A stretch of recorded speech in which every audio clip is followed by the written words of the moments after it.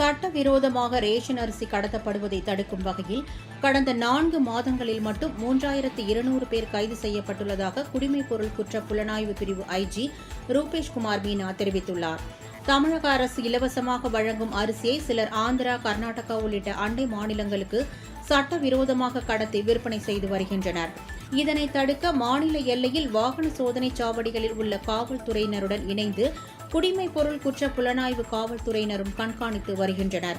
இதனிடையே வெளி மாநிலங்களுக்கு அதிக விலைக்கு விற்பனை செய்த 3000க்கும் மேற்பட்ட நபர்களின் மீது வழக்குகள் பதிவு செய்யப்பட்டுள்ளதாகவும் கடந்த 4 மாதங்களில் மட்டும் 3200 பேர் கைது செய்யப்பட்டு சிறையில் அடைக்கப்பட்டுள்ளதாகவும் குடிமைப்பொருள் குற்ற புலனாய்வு பிரிவு ஐஜி ரூபேஷ்குமார் மீனா தெரிவித்துள்ளார்.